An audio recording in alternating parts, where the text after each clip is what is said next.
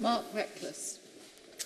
Thank you, Madam Deputy Speaker. I'm pleased to follow the honourable member for Southampton Test.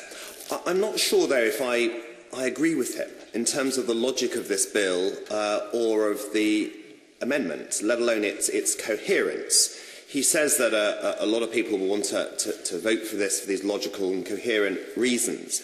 But I don't think that's so. I think there are a lot of people in this House, a very high proportion, I think, of people in this House, rather less amongst my constituents, who vote almost always on the green side of any argument, almost sort of ideologically, that whichever is the sort of the greener side of whatever the issue is being discussing is the one they will support.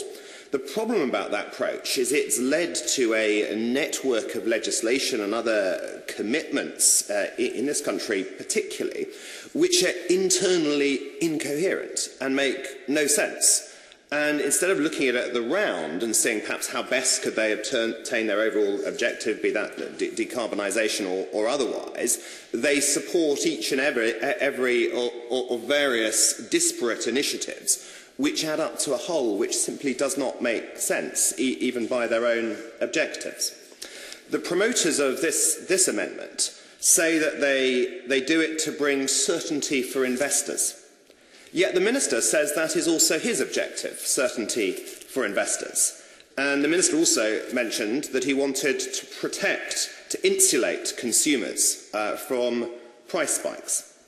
The problem is the method by which he seeks to do so, or at least administers by putting forward this bill, is one of locking in high prices, so that for a very long period of time, whatever the uncertainties, our consumers will be locked into this.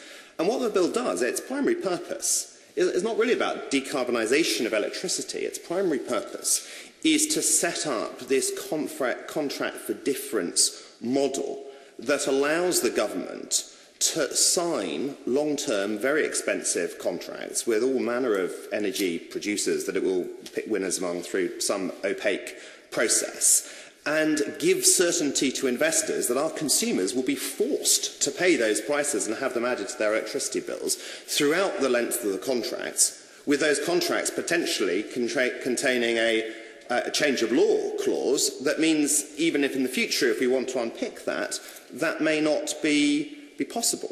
And that's what really, really worries me about this bill, is we're going from these policy pie-in-the-sky Alice in Wonderland objectives that the previous government were prepared to put forward, and I think only 4 or 5 colleagues on this side of the House voted against. But instead of just having those as some government policy which we may obtain by 2050, which down the road we can find out they don't make sense or it's overly expensive and we can undo that, what this bill makes is it essentially makes it undoable by moving it from the sphere of legislation into these contractual commitments. And what those CFDs will do is, under this control levy framework, and I think it's very sensible that is scored as public spending, and I welcome the government and the Statistics Office ensuring that is the case. But the plan is to increase the cap on spending in that area from 2.35 billion to 9.8 billion by 2020. I keep on hearing the sum from 7.6 billion, I think from everyone else who's spoken, but it's not 7.6 billion. It's 9.8 billion, unless you go back and use some sort of real terms in this previous year. But in terms of what our constituents will actually pay, it is 9.8 billion in 2020. And for the last few years, most of our constituents, their wage increases have been lower than what prices are going up by. Yes, I'm delighted to give way to Member Clapton. Well, I agree with you that there's some danger that this could mean that poor folk in constituencies such as mine are priced out of being able to heat their homes in order that rich people in London can feel good about supposedly saving the planet. Yes, I think there is an element of that. But more, we won't then be able to do anything about it. A future Parliament will be stuck with these contracts. And even the 9.8 billion, I fear it may be larger than that. The Policy Exchange, the think tank, have put out what, at least to me, seems a very well-considered analysis, which adds up the total cost within the levy control framework to 16.3 billion in terms of additions to gas and electricity bills. And I would also highlight that even that doesn't take into account 2 other very significant things, I believe. Firstly, the carbon tax floor, which of course is a tax and is not in the levy control framework which applies to spending. And second, the cost of banning coal production, one, by shutting down all these plants through the EU directive, and two, through this domestic and unilateral legislation, banning the construction of new coal-fired plants. So we could be looking at amounts of sort of 4, 5, 6p on income tax equivalent. And almost everyone in this House seems prepared to drive this through. But almost all my constituents I speak to don't want to pay this on their electricity bill, yet we're forcing this through. And it's an incredibly complex area, which obviously the lobbyists and the industry understand. But for members to try to get to grips with what's actually happening in this bill and the extent to which the CFDs are going to be driving higher prices, I think is very, very important. And the more I understand it and look at this on behalf of my constituents, the less keen on it that I am. Now, I think the amendment confuses, I think, two issues. One, the Climate Change Act 2050 commitment to an 80% reduction in carbon gases, which applies to the whole economy. Yet what we're seeing here is simply an amendment that seeks to have an electricity decarbonisation target. And I think that the Minister very, very persuasively drew attention to that inconsistency. Because if we're looking to hit this 2050 80% reduction target, which strikes me as enormously ambitious and costly, and I doubt that it will in the event actually happen. But if we are looking to do that, what needs to be done is we need to decarbonise large sections of the whole economy, not just the electricity sector. And part of that is we're going to have to persuade the heating transport sectors in very significant amounts to convert from current fossil fuels to electricity.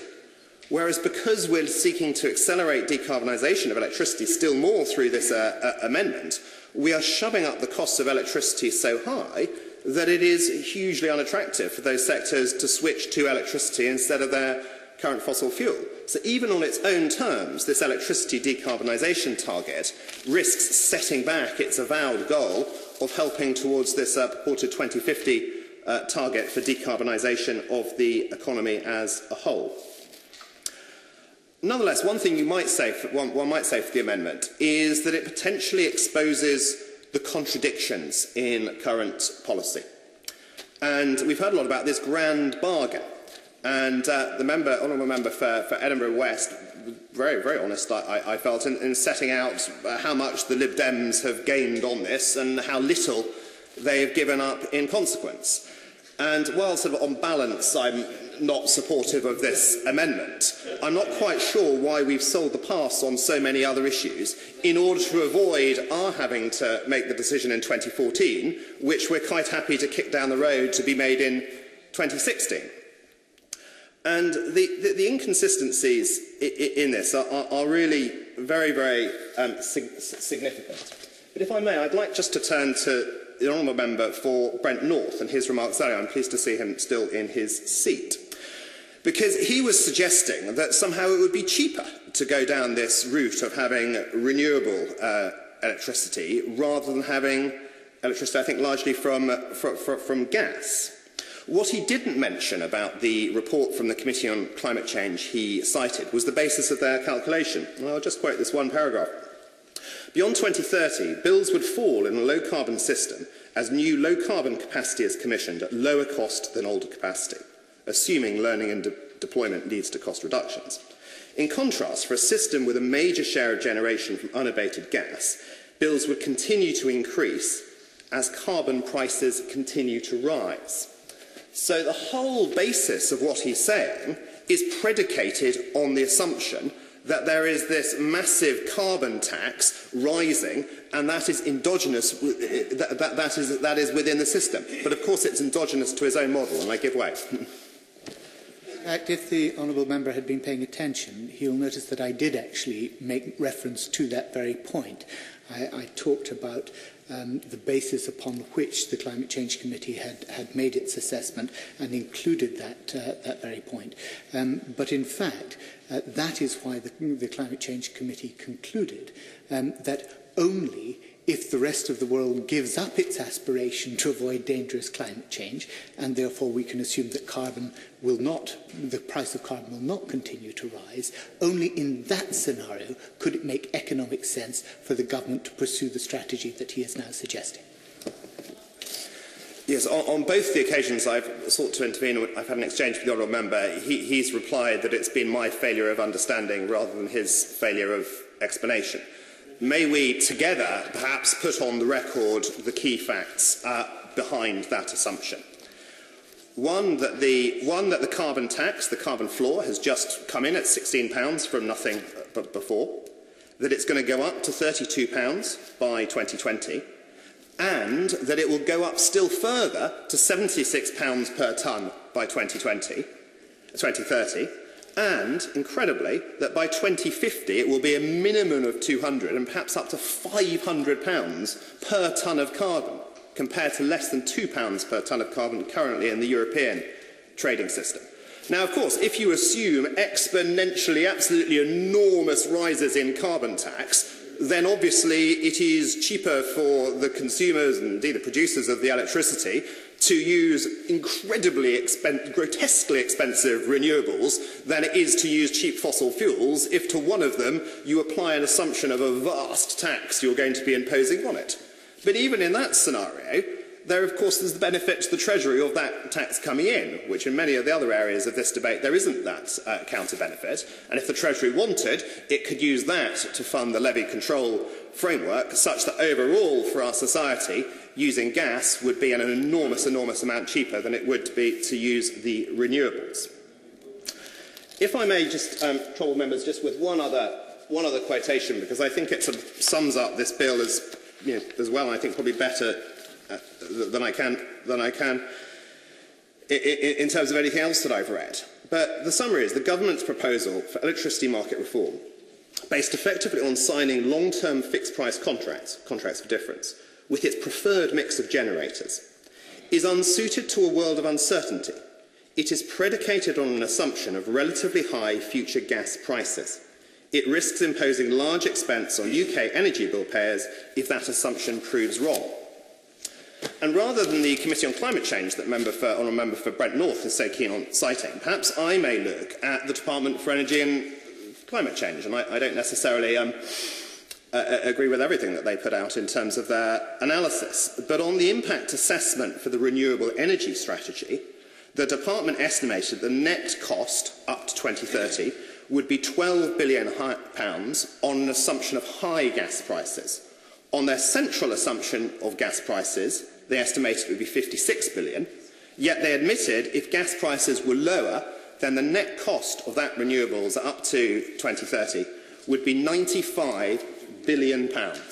That is money added to our constituents' electricity bills, and the uncertainty around that gas price is enormous. And the estimates of credible authorities who put these out and project have been coming down. The IEA one has come down by 20%. Even DEC's own estimate came down by 10% in just 1 year.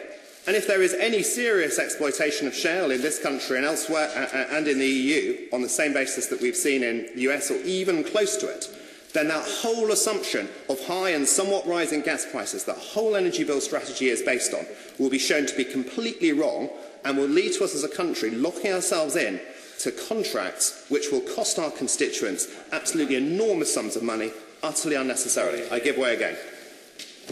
The honourable gentleman's made an important point, so I just want to respond to it. He will, I trust, have read the Committee on Climate Change's report on EMR, in which they say this conclusion, that's the conclusion that he has rubbished, is robust when possible impacts of shale gas on the gas price are accounted for. Shale gas could play a role in the gas mix that helps to balance intermittent power generation and meet demand for heat, provided appropriate environmental safeguarding regulations are put in place. Yes, it is robust in the sense that the honourable member puts, but the reason it is robust is because almost any conceivable change in gas price is completely swamped by this absolutely enormous increase in the carbon tax from 16 now, or less than 2 in the ETS, up to between £200 and £500 per tonne by 2050. So yes, of course, the conclusion is robust, because all you're saying is if you assume there's going to be a massive tax on carbon, then it will be cheaper to have lower carbon rather than higher carbon. Yes, but so what? What this bill does is it puts these contracts for difference in, But actually, it's virtually nothing to do with this amendment. We keep on hearing that, oh, well, yes, it's about electricity decarbonisation, but it's not. This was only inserted in the committee stage of the bill. What it is about is it's hitting the Renewable Energy Directive, that 15% of the energy production in this whole country, not just the electricity sector, 15% in the whole country, which probably means about a third of the electricity sector, must be renewables by 2020. And actually, that is setting back decarbonisation across the whole country, because it is an incredibly expensive way to decarbonise. All the savings we can make through energy efficiency, better insulation of people's homes. I was hearing from the Minister, I hope won't mind me saying, but if you have different lighting that sort of saves money across the network, all those things aren't any good at all, or only work on the denominator of it, because what we're really trying to do, or forced to do as a country, is to hit this 15% renewables target, 33% of electricity by 2020, set by the EU Commission, which is grotesquely expensive, and is leading not to innovation in low-carbon technologies, but the rolling out of fairly sort of low, mid-tech, current generation onshore wind, and now increasingly offshore wind at twice the price, which is just absorbing, going to absorb huge proportions of this 9.8 billion control, but is leading to very little advance in technology compared to what we could do through proper R&D focused activity. And the reason it's happening is not decarbonisation, it's the EU directive that this must be done through renewables. And we are domestically making it even worse by putting further restraints, such as 12.5% cap on biomass. So one way we could get close to hitting that EU target is by using dual firing, where you have half coal and half wood pellets, and it emits about the same as gas, but you get a half renewable credit in terms of the real constraint on it, which is the 2020 EU thing. But we're not allowing that. Or what we could do is we could pay other countries, Germany, Spain, perhaps Poland, to do a lot of these things far cheaper than we can do it ourselves. Or perhaps now we have a new government in Iceland, £2 billion is the estimate of the capital cost for an interconnector to Iceland for all that renewable electricity. But these things aren't being looked at. And even if you want to reduce carbon, if that's your objective, it can be done so much cheaper than what's going to be forced through by this bill, which is just going to be a millstone on our constituents' necks for decades to come. Ian Lavery. Madam Deputy Speaker, I fully understand